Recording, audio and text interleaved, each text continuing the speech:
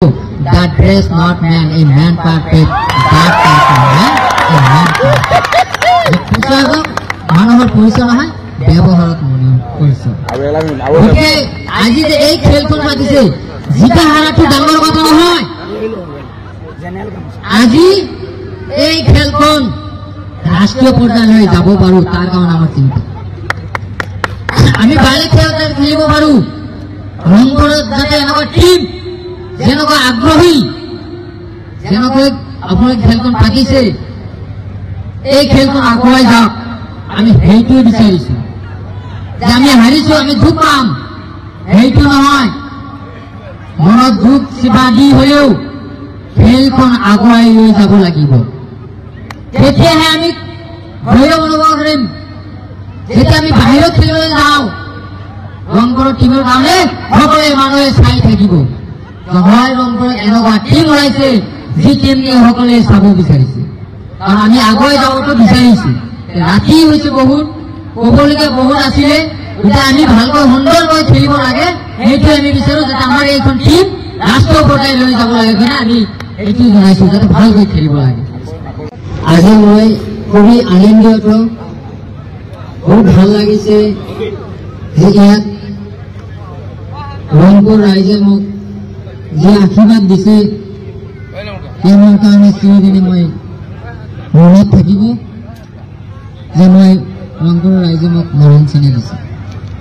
এটা কথাই সদায় আপোনালোকে আগুৱাই যাব লাগে যে আমি ভৱিষ্যতত কি কৰিম, ভৱিষ্যত পৰিকল্পনাটো চিন্তা কৰিব লাগে।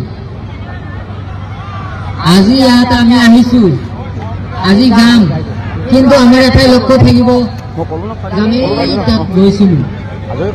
এই চিনৰ কথা হলেও মই যিমান দিন জীয়াই থাকিম, মনত থাকিম।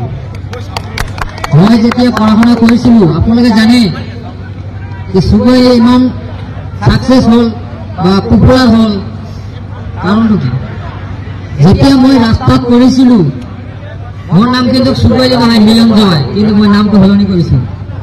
মই ৰাভাঘৰৰ মানুহ হৈছো, ৰাস্তাত থাকি পঢ়া শুনা কৰিছো।